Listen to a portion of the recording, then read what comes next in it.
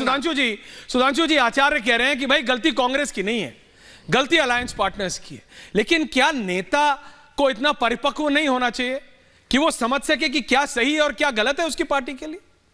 सुधांशु जी देखिए, जो इन्होंने बात कही, हमने बहुत लंबे समय गठबंधन सरकारें चलाई हैं और गठबंधन में रहे हैं। हमारे किसी अलायंस पार्टनर का गठबंधन में रहते हुए ऐसा कोई बयान दिखाइए जो हमारे खिलाफ हो।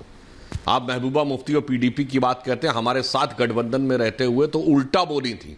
प्रेस कॉन्फ्रेंस में वो बोली थी कि जो लोग आकर आर्मी के बैरक के ऊपर पत्थर फेंकते हैं तो उन्हें पता रहना चाहिए कि उसका रिएक्शन भी होगा, क्योंकि वो कोई डबल रोटी लेने नहीं आए अगर आर्मी के बैरक के पास पत्थर लेके गए। उनका बयान कांग्रेस में ही ऐसा क्यों हो जाता है? देखिए, समस्या क्या है कि आज विपक्षी दल, और मैं कहना चाहता हूं कि कांग्रेस पार्टी भी वामपंथियों के ऐसे चक्कर में फंस गई है कि आप देश की प्रबुद्ध जनता से कहना चाहता हूं, विपक्ष की रणनीति देखिए। एक समाज को तो इस सीमा तक जोड़ के रखना है कि फिलिस्तीन और हमास तक भी जोड़ के रखो, और दूसरे समुदाय को उत्तर दक्षिण में तोड़ के रखो, तमिल हिंदी में तोड़ के रखो, अगड़े पिछड़े में तोड़ के रखो। और वो बात बिल्कुल सही है जो आचार्य जी ने कही, एक जमाने में काश ये गांधी वाली कांग्रेस होती। अब साहब वो जमाने चले गए, वो इतिहास की बात हो गई। हमें बचपन में याद है, ऐश्वर्य जी कांग्रेस एक नारा देती थी, 90 का दशक, हम लोग युवावस्था में थे, जब भाजपा का उठान हो रहा था तो कांग्रेस का नारा था, सारे भारत से नाता है, सरकार चलाना आता है।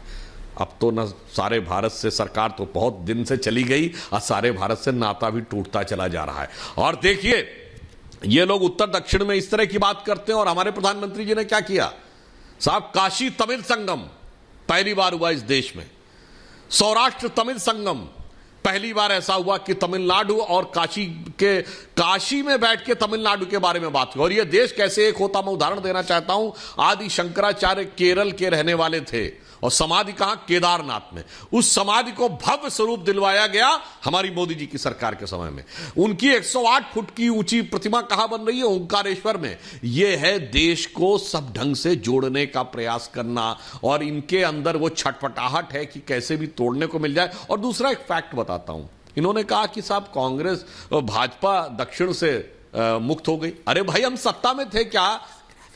अगर हम सत्ता में होते तेलंगाना में और तब हमारे हाथ से सत्ता चली गई होती तो आप कहते तेलंगाना में हम उभरती हुई ताकत है, 15% वोट पाए हैं, 8 सीटें पाई हैं, 22 सीटों पे हम नंबर 2 रहे हैं। यानी 117 की विधानसभा में 30 सीटों पर हम स्ट्राइकिंग रेंज में आके खड़े हुए हैं। कर्नाटक में 38% वोट हमारा है, हारने के बावजूद, क्योंकि आप जेडीएस का वोट लेने में सफल हो गए, जेडीएस से वोट उनके पास गया। 38% वोट हमारा 75 साल में हाईएस्ट है। केरल में तिरुवनंतपुरम की नगर पालिका में हम सबसे बड़ी पार्टी है, भारतीय जनता पार्टी सबसे बड़ी पार्टी है। कांग्रेस से पूछे कहां है ये? तमिलनाडु में इनका जो गठबंधन सहयोगी कितना सीट देने जा रहा है? 40 में, बताइए, पूछिए। 2 बार ऐसा होता था केरल में, एक बार यूडीएफ एक बार एलडीएफ आती थी, यानी एक बार कांग्रेस एक बार कम्युनिस्ट। पहली बार ऐसा हुआ जब से राहुल गांधी जी गए, की बार कम्युनिस्टों के बाद मौका था कांग्रेस का आने का, तो वो नहीं आई, वो भी चली गई। फिर दोबारा ऐसी बात पहली बार केरल में हुआ है कि सरकार रिपीट हो गई। वाईएसआर कांग्रेस, अरे भाई, ये वाईएसआर कांग्रेस जो थी, जगनमोहन रेड्डी तो आपके थे, आपकी पार्टी छूट गए, अपनी पार्टी बना ली। तो मैं कांग्रेस से पूछना चाहता हूं, आप इतरा रहे हैं तो आप बताइए, कहां हैं आप आंध्र में?